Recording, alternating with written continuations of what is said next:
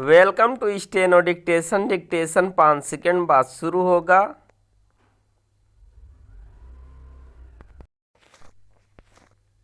Start. Delhi का ऐतिहासिक रामलीला मैदान ऐसे कई आयोजनों का साक्षी रहा है जिन्होंने भारतीय राजनीति की दिशा और दशा बदलने का काम किया। यह समय बताएगा कि विपक्षी मोर्चे INDIA की लोकतंत्र बचाओ रैली राजनीति में किसी बड़े बदलाव का वाहक बनेगी या नहीं, लेकिन इसमें संदेह नहीं कि इस रैली के जरिए INDIA के घटक अपनी ताकत और एकजुटता का प्रदर्शन करने में सफल रहें। इस रैली में अनेक मुद्दे उठे जिनमें प्रमुख रहा केंद्रीय एजेंसियों का कथित दुरुपयोग और राजनीतिक भ्रष्टाचार। झारखंड के पूर्व मुख्यमंत्री हेमंत सोरेन और दिल्ली के मुख्यमंत्री अरविंद केजरीवाल की गिरफ्तारी के चलते ऐसा स्वाभाविक ही था। चुनावी बांड के जरिए चंदे के लेन देन का विवरण सार्वजनिक होने के चलते विपक्षी दलों के नेताओं ने भाजपा पर हमला बोला और यह संदेश देने की कोशिश की कि मोदी सरकार भले ही भ्रष्टाचार से लड़ने की बातें करती हो, लेकिन खुद छल छद्म से चंदा वसूलने में लगी हुई थी।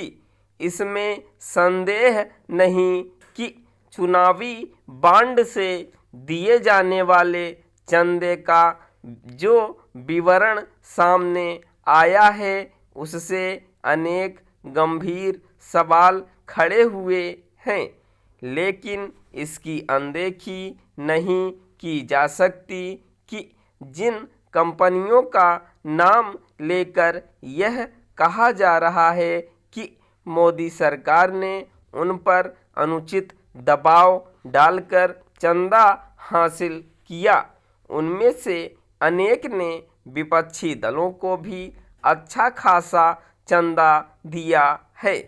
राजनीतिक भ्रष्टाचार एक कड़वी सच्चाई है, लेकिन यह भी उतना सच है कि इस मामले में कोई भी दल दूध का धुला नहीं है।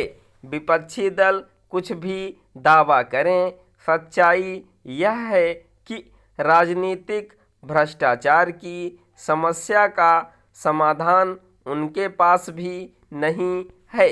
राजनीति में काले धन का इस्तेमाल होता रहा है और कोई भी यह दावा के साथ कहने की स्थिति में नहीं कि भविष्य में ऐसा नहीं होगा। जो विपक्षी नेता भ्रष्टाचार के आरोप में केंद्रीय एजेंसियों की जांच का सामना कर रहे हैं अथवा उन्हें जेल जाना पड़ा है, उनके बारे में यह नहीं कहा जा सकता कि उन्होंने कहीं कुछ गलत नहीं किया। देखना यह है कि विपक्षी दलों ने राजनीतिक भ्रष्टाचार का मामला उठाकर मोदी सरकार को घेरने की जो कोशिश की उससे देश की जनता कितनी प्रभावित होगी और इसकी आवश्यकता महसूस करेगी या नहीं कि इस गठबंधन को सत्ता में लाना आवश्यक है। इस रैली में जो एक अन्य मुद्दा जोर शोर से उठा वह यह रहा कि यदि भाजपा फिर से सत्ता में आ गई तो लोकतंत्र भी खत्म हो जाएगा और संविधान भी यह समझना कठिन है कि कोई दल लगातार तीसरी बार सत्ता हासिल करता है तो उससे लोकतंत्र और संविधान कैसे खत्म हो जाएगा। आखिर यह पहली बार नहीं है जब किसी दल के लगातार तीसरी बार चुनाव जीतने की संभावनाएं दिख रही हों। अच्छा होता कि विपक्षी दल कुछ और ठोस मुद्दों के सहारे कोई प्रभावशाली विमर्श खड़ा करने की कोशिश करते। स्टॉप।